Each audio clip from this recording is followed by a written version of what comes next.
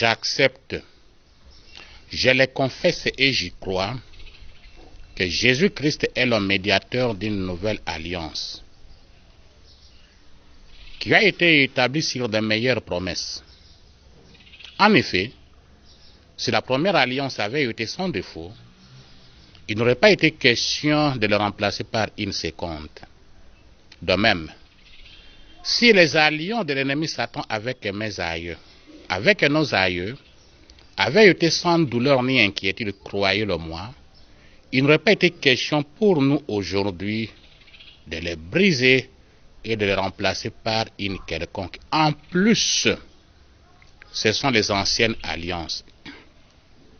Or, ce qui est ancien a vieilli. Et ce qui a vieilli est de disparaître. Mais pourquoi les alliances de l'ennemi Satan avec nos aïeux ne disparaissent pas, ne disparaissent-elles pas? C'est pourquoi, qu'il pleuve ou qu'il neige, qu'il fasse chaud ou qu'il fasse froid, si c'est moi, Rosta, tu peux mettre aussi ton nom, alors dans cette vie, je n'accepterai jamais, plus jamais et au grand jamais, les alliances de l'ennemi Satan avec mes aïeux, ou avec moi-même. Je dénonce, je renonce, je désavoue, je désapprouve, je brise, j'annule et j'aurai toutes ces alliances et leur contenu, surtout les odeurs maléfiques au nom de Jésus-Christ. Notre prière. Tendre Père, ne nous délaisse pas, ne nous abandonne pas. Sois avec nous comme tu as été avec Moïse. Exauce-nous comme tu as exaucé Moïse, afin que l'ignorance ne nous risque pas tant que nous vivrons, ou du moins, nous n'aidions pas l'ignorance à nous résister tant que nous vivrons. Bonjour. Grande a toujours été notre joie. Pouvez-vous imaginer de vous savoir de plus en plus nombreux, surtout depuis que nous avons commencé l'émission sur les odeurs, de plus en plus nombreux devant vos petits écrans.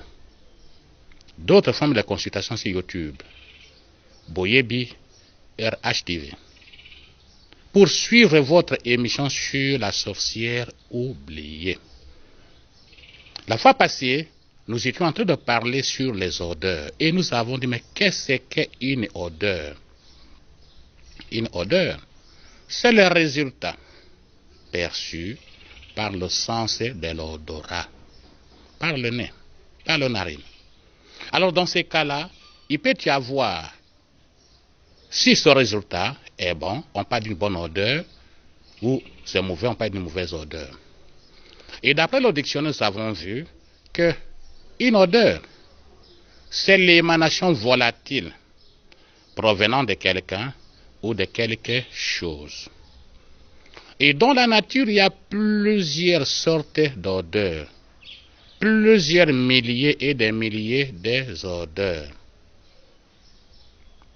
Les arbres ont leurs odeurs, les animaux ont leurs odeurs, les poissons ont leurs odeurs, les humaines créatures ont leurs odeurs, les anges et les démons ont aussi leurs odeurs. Et nous avons vu, parlant par exemple des arbres, chaque arbre a son odeur. Et d'ailleurs, quand vous prenez un arbre, vous prenez ses feuillages, l'écorce, le feuillage et le fruit, vous allez sentir que le fruit de cet arbre-là n'ont encore mûr l'odeur proche de l'arbre. Mais quand il est mûr, il se différencie légèrement de l'arbre, même un manguier, même l'avocatier. Quand vous prenez un avocat non encore mûr, son odeur est proche des feuillages de l'avocatier. Mais quand il est mûr, ça se diffère légèrement. Que dire même des légumes que nous appelons chez nous les pondous? Quand vous prenez le feuillage, ça a une odeur, à la cuisson, autre odeur. Tout dépend aussi des ingrédients que vous allez mettre à l'intérieur. Et quand vous regardez le poisson, bien que tous les poissons sont en train de vivre dans l'eau, à la cuisson, ils présentent des odeurs différentes. La même chose pour les animaux à la forêt. Chaque animal a son odeur. L'odeur du chien est différente de l'odeur du chat. Et l'odeur du chat est différente de l'odeur du lion, du léopard. L'odeur du singe est différente de l'odeur du bouc, ainsi de suite. Parmi les humains, nous avons dit il y a 4 couleurs qui dominent la nature humaine. Mais au fond, l'être humain, on pourrait même l'appeler, il est multicolore. Mais seulement, la couleur qui domine, c'est celle qui est plébiscitée. Les noirs en Afrique, les blancs en Europe, en Occident, les jaunes au Japon, en Asie, les rouges en URSS, en Asie aussi. Et alors, chaque couleur a aussi son odeur. À l'intérieur des couleurs, on trouve des ethnies, on trouve des tribus qui ont aussi leur odeur. Même ici chez nous, quand vous regardez, ceux qui font les champs, ils ont leur odeur, pour la plupart des fois, odeur de la fumée. Et ceux qui sont dans les bureaux climatisés ont aussi leur odeur. Et nous avons vu, pour les animaux, c'est aussi pareil. Ils ont leur odeur. Et d'ailleurs, à la cuisson, vous allez sentir que l'odeur de la chèvre du bouc n'est pas la même que l'odeur de la viande des bœufs, n'est pas la même que l'odeur du sanglier. Et d'ailleurs, pour mieux conserver l'odeur de l'animal, il faut le cuire avec sa peau. Mais alors, quand nous regardons les anges, les démons, là on a dit que c'est une odeur, et nous avons vu que c'est une caractéristique intrinsèque à quelqu'un ou à quelque chose. Les démons ont leur odeur. Les anges aussi ont leur odeur. Et pour la plupart des fois, les démons sont impurs, ils sont sales, ils sentent mauvais. Et l'endroit qu'ils occupent aussi doit sentir mauvais. Leurs victimes sentent aussi mauvais. Et d'ailleurs, une des caractéristiques de leur présence dans une vie, ils vont entraîner leurs victimes en la saleté, à vivre dans la saleté, aimer la saleté. Pour la plupart des fois, les fous victimes de l'invasion démoniaque, regardez-les. Ils n'ont pas besoin qu'on vous les dise pour que vous sachiez vraiment que ça ne va pas. En cause de quoi? De l'odeur. Et nous avons posé la question, mon frère, ma soeur, mais alors quelle est l'odeur de ton corps? Quelle est l'odeur de ton corps? Alors le corps humain peut avoir multi-odeurs. Mais par contre, vous regardez même dans Marc 5, versets 1 à 5, vous allez voir, la victime des démons, c'est fou de Nazareth, qui toute la journée passait en train de se tailler, en train de crier la vie au sépulcre. Quelle était l'odeur de son corps? Quelle est l'odeur de ton corps? Et puis nous avons avancé pour dire, si les démons sentent mauvais, les anges de Dieu sentent l'odeur de la sainteté. Les loyalistes de Dieu sentent la sainteté. Et pour cela, vous allez constater, Apocalypse 19. Et nous avons même vu que lorsque vous voyez un ange de Dieu, au moins dans cette vision des gens, il veut se prosterner et il dit de lui, non, tu ne peux pas te prosterner devant moi. Je suis au service de l'homme. J'ai été envoyé, je suis à votre service et au service de ceux-là qui confessent le nom de qui? De Jésus-Christ. Dans Matthieu 4, verset 1 à 10, on voit les tentations de Jésus dans le désert, mais vraiment vers le verset 10, on voit, quand il va répondre à l'ennemi Satan, c'est à l'Éternel, et à l'Éternel, certes, il va rendre un culte. Le diable le laissa. Mais qui sont venus pour le servir? C'était les anges de Dieu, ils sont venus à son service. Donc pour dire quoi ici? Les anges sont au service des humaines et créatures, mais ils ne dépendent pas du commandement des hommes, ils dépendent du commandement de Dieu. Quelle est ton odeur? Si ce sont les démons qui sont en toi, tu ne vas pas sentir l'odeur de la sainteté, tu vas sentir une mauvaise odeur. Et nous avons donné l'exemple de ce cas-là, d'une personne, je ne peux pas citer c'est sexe, tout comme ça, de politique pour rien. Lors d'une prière, quelque part, et voici que la personne se sentait très mauvaise. Et à l'action de sa voix, parlez-nous un peu sur la vie relationnelle, sentimentale. Ah non, si ma mémoire est bonne, je pense que je suis sorti déjà avec 101 personnes. 101 personnes, mais tu as quel âge? 26 ans. Ah bon? Si vous prenez 101 divisé par 26, nous approchons 25, c'est comme si cette personne-là sortait avec 4 personnes chaque année. C'est tout à fait normal. Alors, si chacune de ces personnes-là était habitée par les démons, au travers de ses contacts, il ne faisait que recevoir, partir le nombre de démons avec eux. C'est tout à fait normal que la personne puisse se sentir mauvaise. Et nous avons aussi ajouté, Le monde des odeurs, bien que complexe, bien que compliqué, est vraiment chéri par le monde spirituel. Très chéri par le monde spirituel. Mais alors, quelle est son importance, nous avons vu? Vous allez vous rendre compte que la première évaluation sur les odeurs concerne l'Éternel lui-même. Et pourquoi? Chaque fois, à la fin d'une création, d'une journée, l'Éternel s'arrêtait pour évaluer. L'Éternel ordonna que la lumière soit la lumière fut. Il eut un soir. Avant qu'il eût un soir et un matin, l'Éternel observa que la lumière était bonne. Il a évalué. Et au troisième jour, nous sommes dans le livre de la Genèse 1, 3 à 5, vous pouvez le voir. Lorsque Dieu va demander qu'il y ait, la terre soit couverte de la verdure, les arbres qui portent en eux leurs propres semences, Dieu vit que ça était bon. Et chaque arbre avait son odeur, Dieu a vu aussi que c'était bon. Alors, quelle est l'importance des odeurs? Et nous avons dit, par les odeurs, une des importances est moyen de reconnaissance.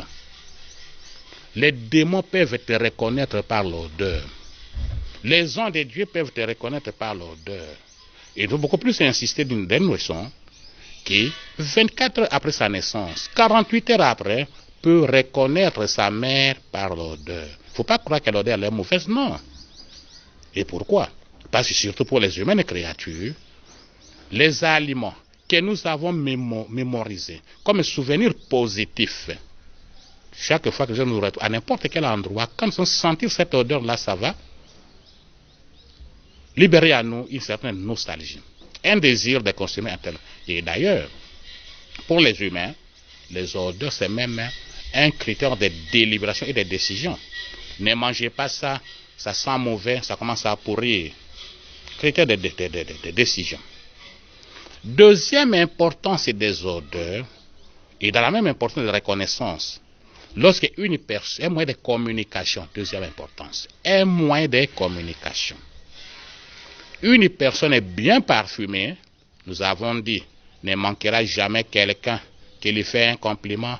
Ah, tu sens bon. Où est-ce que tu as acheté ce parfum? Le dialogue s'engage. Nous avons dit autrefois, vous avez écrit d'où tu viens, où tu pars, d'où tu viens, où tu pars, nous voulons avec toi, nous sommes. Encore de quoi? Ces chansons-là, c'est pas si tu sens mauvais.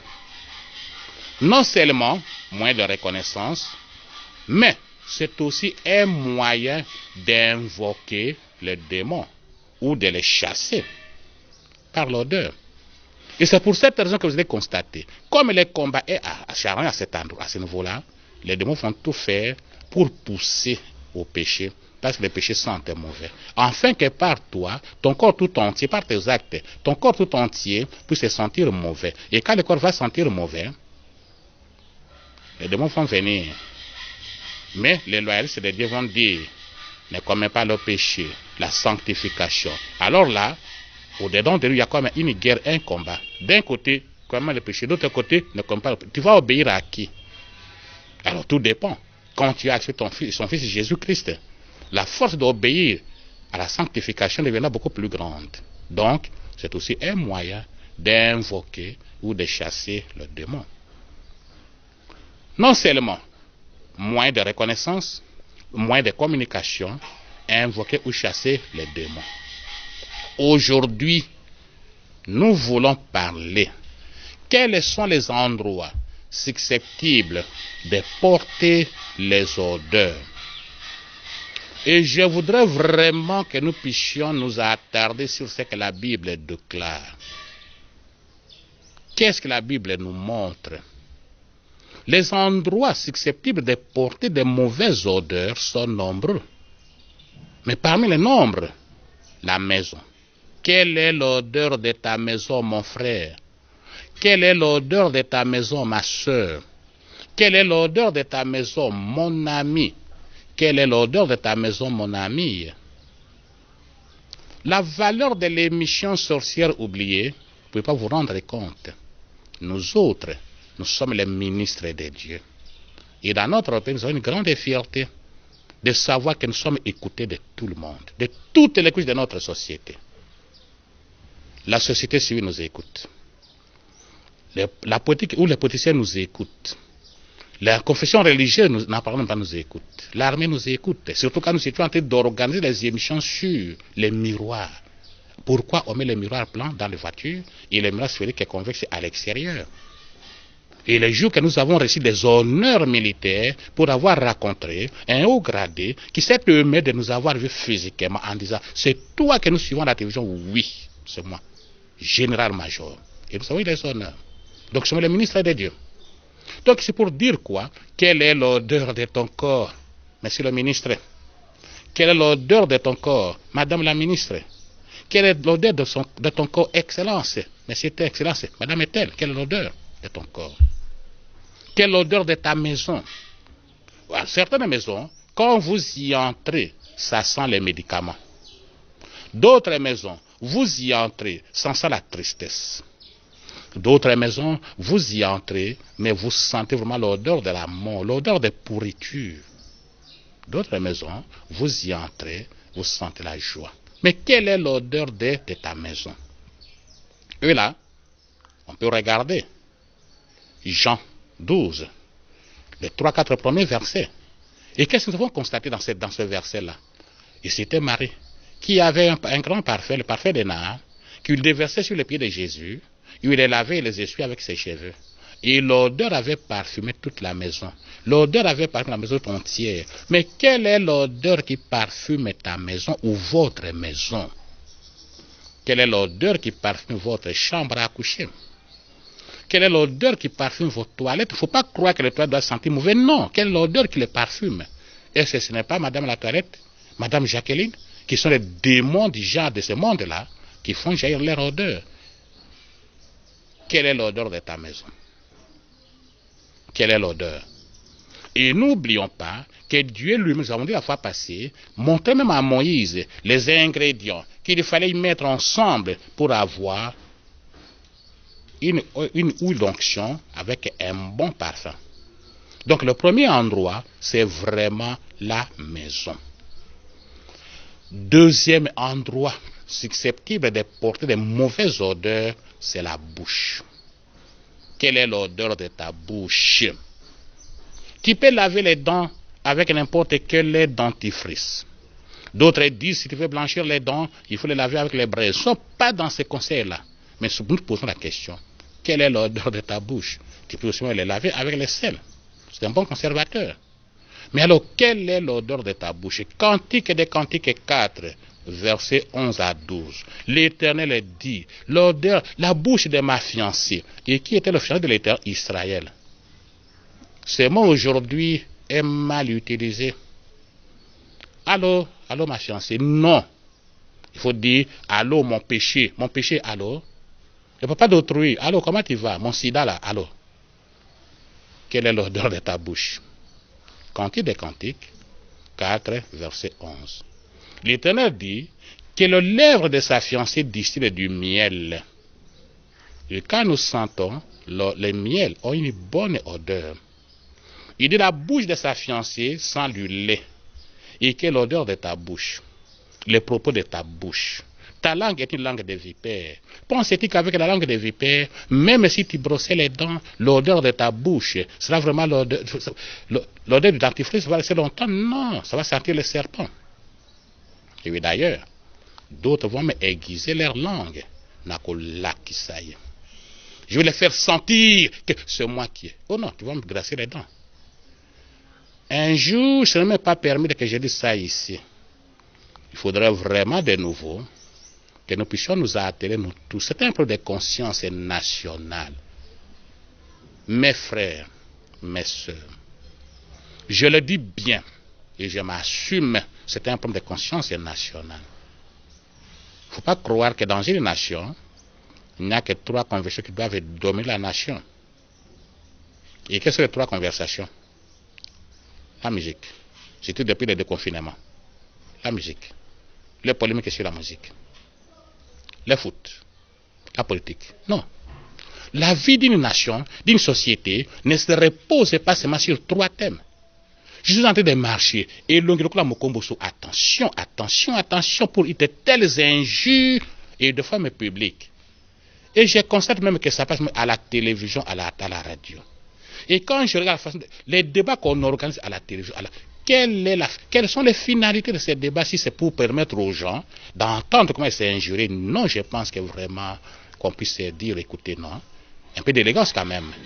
Un peu d'élégance. Un peu d'élégance. Et d'où vient l'erreur?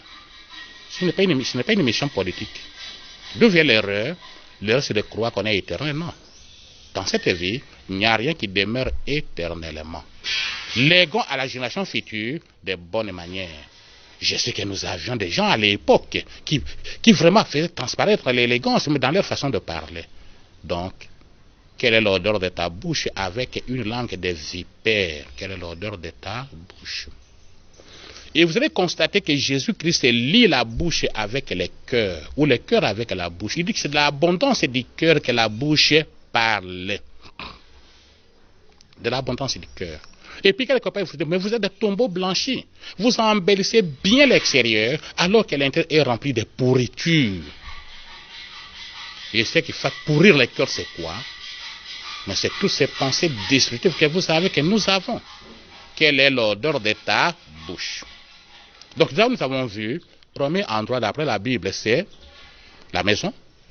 Deuxième endroit, c'est la bouche. Troisième endroit, si c'est de porter mauvaise odeur, ce sont les habits. Tu es allé dans la pornographie, tu as fait les paca, et tu as fait tourner le visage. Ces habits-là avec lesquels tu as fait les paca là, portent quelle odeur? Du péché que tu viens de commettre.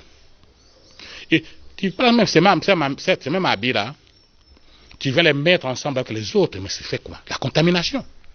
L'odeur de ta valise est sans comment? L'odeur de ta garde-robe est sans comment? L'odeur de tes habits sentent comment? Et alors, nous lisons de nouveau Cantique des Cantiques, chapitre 4, verset comment? Verset 12. L'odeur de ma fiancée, les lèvres de ma fiancée distillent du miel, et sa bouche est du lait. N'oublions pas, un fiancé, une fiancée, ce n'est pas toujours une relation d'amitié homme-femme. Non, non, non, non. C'est celui qui fait l'objet de ton attention, de ton amour, c'est ton fiancé. Une maman qui vient de mettre au monde son bébé, c'est vraiment son fiancé. Et d'ailleurs, il y a même eu beaucoup de parents qui se sont plaints, beaucoup d'hommes qui se sont plaints. Dans cette maison, depuis que l'enfant est né, toute l'attention sur l'enfant, moi on me néglige. Mais c'est parce que la maman a trouvé un nouveau fiancé, une nouvelle fiancée. Et l'inverse aussi. Et surtout lorsqu'on a mis au monde un bébé-fille. Une fillette. Maman se plaigne. Dans cette maison, on ne me voit plus. Tous les cadeaux, ça devient seulement les bébés, les bébés, les bébés. Moi, je veux partir chez nous. Mais c'est parce que papa a trouvé une nouvelle fiancée. Donc, un fiancé, une fiancée, c'est celui qui fait l'objet de son amour. Et nous avons déjà défini l'amour. Mais qu'est-ce que l'amour? Si vous regardez le dictionnaire, vous allez constater des pages et des pages sont remplies pour définir ce mot-là. Non. C'est sentir bien.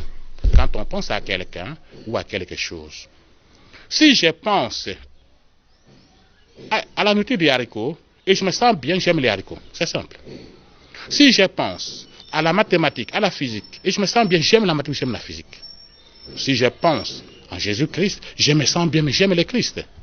Mais si je pense à la parole de Dieu, ah non, je n'aime pas. C'est ça l'amour. Donc, Dieu dit quoi? L'odeur des vêtements de son fiancé, c'est comme l'odeur du Liban. Ah, papa, est-ce que tu peux vraiment un jour, ne fais un compliment pour ta femme, maman, tu fais un compliment pour ton mari. Mais seulement, nous vous reprochons sur un aspect. Il y a des personnes programmables ou préprogrammables. Le jour où il a un peu de compliments, il poursuit un autre intérêt que de vivre normalement. Et pour la plupart des fois, l'intérêt, c'est la vibration, c'est le lit conjugal. Ce n'est pas de ça que nous parlons ici. Quelle est l'odeur ou quelles sont les odeurs de tes habits? Quand vous prenez les tatous, vous mettez sur votre corps et vous prenez une chemise, vous mettez au-dessus. Mais quelle est l'odeur qui va transparaître dans la chemise? Mais c'est l'odeur de ce que vous avez représenté. Quelle est l'odeur de votre corps? Vous mettez un démon dans votre corps et nous vous avons dit que ce sont des êtres maléfiques qui sentent mauvais. Mais vous allez totalement sentir mauvais. Et l'odeur peut être au niveau physique, mais ça peut être aussi au niveau spirituel. Donc il y a une grande concentration de ces mauvaises odeurs au niveau spirituel. Ça peut transparaître au niveau physique. Le premier endroit, si c'est de mauvaises odeurs, la maison. Quelle est l'odeur de ta maison? Les médicaments, la mort, les accidents, la tristesse. Deuxième endroit, la bouche. Quelle est l'odeur de ta bouche? Tout dépend de ce qui sort de ta bouche. Les grossièretés. Si tu as une langue de vipère, tu sens les serpents. Tu sens les venin. Ta bouche sent la mort. Quelles sont les odeurs de tes vêtements? N'oublions pas ça. Donc, en dehors de la maison, en dehors de la bouche, en dehors des vêtements, le Seigneur parle aussi de la connaissance. Et cette connaissance, c'est comment? Il va nous faire voir que Dieu répand à nous l'odeur de sa connaissance. Et nous sommes dans Éphésiens 2. Lisez, vous allez voir ça. Et alors, la connaissance est dans le domaine de l'âme. Puisque dans l'âme, nous avons quoi? Nous avons les conscients. Nous avons les subconscients. Nous avons l'inconscience. On a la pensée. On a l'intelligence. À côté de l'intelligence, il y a la connaissance. Il y a la volonté, il y a les émotions. Dans la pensée, il y a plusieurs petits endroits, plusieurs subdivisions de la pensée. La pensée, il y a l'intelligence, il y a la connaissance, il y a la mémoire, il y a les souvenirs, les émotions. Non, les désirs. C'est au niveau de la pensée. Alors, imagine-toi, la connaissance, une mauvaise odeur. Ton âme, quelle est son odeur? Quelle est l'odeur de ta connaissance? Tu es un beau papa, une belle dame, une belle femme, mais la connaissance qui sent mauvaise. Je risque vraiment de donner une sanction sévère à tous ceux qui discutent à la télévision, à la radio, qui ne font qu'étaler des connaissances avec des odeurs maléfiques. Une chose demeure vraie, un critère de libération. Jésus-Christ a dit, tout ce qui ne rassemble pas avec nous, avec lui disperse. Si quelqu'un n'est pas pour lui, il est contre lui. Et nous avons dit, dans le monde physique, l'ami de ton ami peut ne pas être ton ami. L'ennemi de ton ami peut ne pas être ton ennemi. Mais dans le monde spirituel, l'ennemi de ton ami, c'est ton ennemi. Dans le monde spirituel. Et alors, l'ami commun à nous tous, c'est Jésus-Christ. Toute personne qui est ennemie à Jésus est d'office notre ennemi. Quelle est l'odeur de ta connaissance? Quelle est l'odeur de ton intelligence? Tu es une femme intelligente. Tu es un homme intelligent. Mais seulement l'odeur de ton intelligence, c'est pour faire le mal. Alors, quelle odeur? Quel est cet endroit, cette ville, ce pays, avec des grandes connaissances, mais qui ne font rien du bien pour les leurs? Quelle est l'odeur de votre connaissance? Des grandes connaissances, des grands théologiens, des grands philosophes, des grands théoriciens, mais des grands connaisseurs qui expliquent bien les choses. Ils peuvent expliquer même ça, même ce qui n'existe pas, ils peuvent expliquer. Mais quelle odeur? Rien de bon. Alors à ce moment-là, on peut se poser la question, mais quelle est l'odeur de ta connaissance? Et pour cela, quelle est l'odeur de ton âme? Une connaissance tournée vers copions, ceci, copions ça. Vous savez qu'il y a une loi qui a été votée quelque part, ne cite pas, où on dit non, égalité il n'y a plus de frontières entre l'homme et l'animal. Quoi? Bon, alors donne la bouche aux animaux alors. Comme pour dire, de la même façon qu'ils sont en mesure de produire les animaux au laboratoire, peuvent aussi produire les humains, les êtres humains. Bien sûr, la faiblesse de Dieu, c'est peut-être sa fidélité. Parce que Dieu a dit, il t'a créé libre. Et tu penses que c'est une faiblesse, mais je voudrais te rappeler, je me le rappelle aussi moi-même, le silence de Dieu n'a jamais été une faiblesse. Au jour fixé par Dieu, tu vas répondre. Et devant le tribunal de Dieu, il n'y a pas d'appel. Il n'y a pas d'appel. Devant le tribunal de Dieu, on n'a pas d'avocat. Pendant que tu es encore en vie, tu as un défenseur auprès de Dieu, c'est Jésus-Christ. Arrange ta vie avec le Christ. Odeur de ta maison, nous avons posé la question. Odeur de ta bouche. Et odeur de tes habits. Nous avons aussi posé la question sur odeur de ta connaissance. Mais alors, quelle est aussi l'odeur de la conscience? Quand nous lisons Hébreux 9, il est écrit quoi? Le Christ est venu comme un souverain sacrificateur de biens à venir. Il a traversé le tabernacle, plus grand et plus parfait, qui n'est pas conçu des mains d'hommes, c'est-à-dire qui n'appartient pas à cette création-ci. Il est entré une fois pour toutes dans le lieu très saint. Avec quoi? Non avec le sang des boucs et des taureaux, mais avec son propre sang. Et pourquoi? Ayant obtenu une rédemption éternelle. Car si au temps de Moïse, c'était le sang des boucs et des taureaux, la cendre des génisses, répandue sur les êtres essuyés, les sanctifie, en purifiant leur corps, combien plus le sang du Christ, qui pour l'Esprit éternel s'est offert lui-même à Dieu comme une victime sans tache, purifiera-t-il ta conscience de toutes les œuvres mortes? Une conscience pleine des œuvres mortes est ta conscience. Une conscience pleine des œuvres mortes est ma conscience. Alors, c'est une conscience pourrie. Une conscience d'une grande pourriture. Quelle est l'odeur de ta conscience? Dans ces pays où il y a grande inversion des valeurs, il faut que nous puissions quand même un peu de respect envers la jeunesse. Quand nous laissons cette jeunesse en train de prendre n'importe quoi, je suis passé quelque part et j'ai vu dans cette avenue-là, citant quelqu'un qui a peut-être cru faire du bien, mais regarde le tort que ça a fait. Et ce n'est pas longtemps que nous sommes passés sur cette avenue-là. Et nous avons vu, c'est comme si les jeunes gens se sont donné rendez-vous d'être tous en jean. Et c'était des jeans blancs. Mon frère, ma soeur. La nudité chez nous est sacrée. Et d'ailleurs, chez nous, on disait quoi? Quand une maman veut mourir son fils, il lui montre serment là derrière, nu. Tu es maudit. Si tu regardes, tu es maudit. Nos jeunes gens aujourd'hui, en jean en question, toutes les cuisses derrière, même le poil du bas-ventre se fait voir devant tout le monde. Hein? L'ombilic à l'extérieur. Puis on a seulement mis quelque chose qui cache un peu le sang. Et les hommes aussi pareil. Et vous êtes en train de danser. Et c'est ça la vie? Non. Un peu de discipline. Un peu de sérieux. Au nom de quoi? Souvenons-nous. Il y a un chef de l'État de ce pays. Je respecte ce monsieur-là. Qui a dit quoi? Prenez-vous en charge. Prenez-vous en charge. Cette émission, c'est aussi une émission de vulgarisation, une manière pour nous de nous prendre en charge. Quelle est l'odeur de la conscience? La conscience qui aujourd'hui trouve que le mal c'est le bien. Une conscience inversée. Trouve que la ténèbre c'est ça la lumière. Une conscience inversée.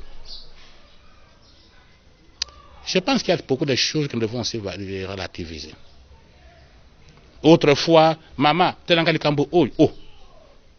même vraiment la parcelle, il faut balayer, il faut que la première dame vienne balayer la parcelle pour toi, pour nous. Mais il faut balayer combien de parcelles? Mais il a aussi sa maison à entretenir, non? Est-ce qu'il est dessus de son lit? Il a déjà balayé?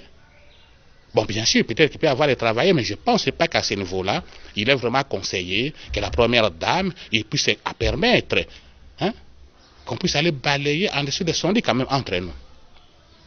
Mais je pense qu'il peut y avoir même des organisations au niveau du quartier pour dire, écoutez, organisons-nous ne fût-ce que pour pouvoir entretenir la ruelle, les rues, les avenues de notre quartier. Donc, quelle est l'odeur de ta connaissance? Une connaissance pourrie. Mon frère, ma soeur.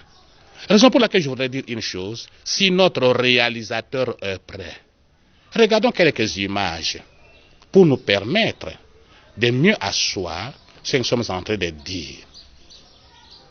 Quelle est l'odeur de ta conscience? Hébreux 9, versets 11 à 14.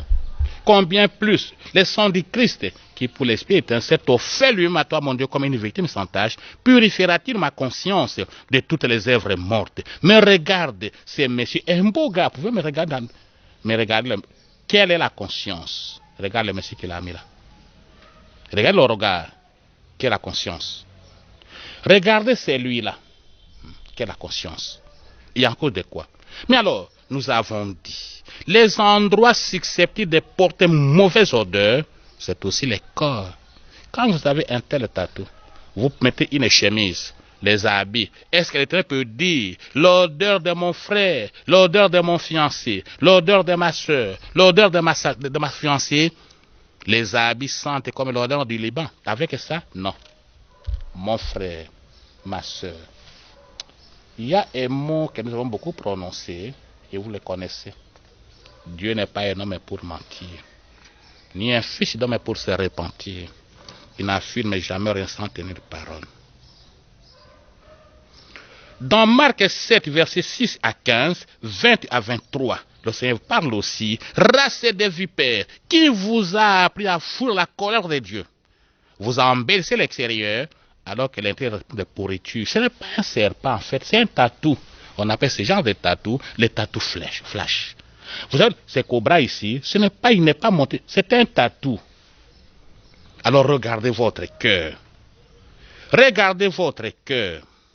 Qu'est-ce qui sort de votre cœur? L'expression de votre cœur est exprimée par le tatou que vous portez. L'expression de votre cœur est exprimée. Et alors, vous allez vous embellir l'extérieur alors que le cœur est rempli de pourriture. Même pour ça, ce n'est pas perdu. Regardez le dos, totalement entre les mains du scorpion. Et l'autre aussi, entre les mains du scorpion. Ça, c'est le bras, ça, c'est la poitrine. Quelle est l'odeur des aisselles ici? Quelle est l'odeur? Et nous avons dit, les endroits, la Bible montre des endroits précis des odeurs. Et parmi ces endroits, il y a la maison, il y a la bouche, il y a les habits, la connaissance, la conscience, bref, corps, âme, esprit. Laquelle est l'odeur de ton corps? Là, c'est le corps. Mais quelle odeur de ton corps? Dans ton corps, il y a aussi les cœurs. Quelle est l'odeur des pensées de ton cœur? Et la connaissance, quelle est l'odeur de ton âme? La conscience, mais quelle est l'odeur de ton esprit? Les trois questions que l'on peut se poser. Nous avons, à un moment donné, on avait beaucoup parlé de sirènes. Sirènes, quand vous regardez aujourd'hui, on parle de sirènes, Yasmine, sirènes ceci, ceux qui obéissent même des sirènes. Attention, ce sont des géants du monde occulte. Pour les océans, on parle de léviathans. Pour les fleuves, les rivières, ce sont des sirènes. Quelle est l'odeur de cet homme-là? Quelle est l'odeur de cet homme ici, son corps? Il sent quoi? Odeur du poisson? Cette femme ici. Attention. Attention. Ce sont, vous la voyez trop jeune, vous voyez très belle. Quel est son âge? Ce sont des faits. Ce sont des faits. Alors, si pour la maison, Jean 12, verset 3, parfum de grande odeur, l'odeur de ta maison sent quoi? La maladie, les accidents, les péchés, la fumée, les caca, la misère, la mort. Mais une telle personne, dans sa maison, ça ne peut pas sentir la vie. Ça peut sentir que les démons. Ça ne peut pas sentir la sainteté. Ça ne peut que sentir les sirènes, les poissons. Quelle est l'odeur? Aujourd'hui, beaucoup de gens commencent à chercher des tatous flash pour remplacer les habits. Heureusement qu'il n'y a pas que l'été, il n'y a pas que la saison, c'est ici chez nous. Il y a aussi la saison des pluies. En d'autres termes, il y a aussi l'hiver dans d'autres nations. Heureusement.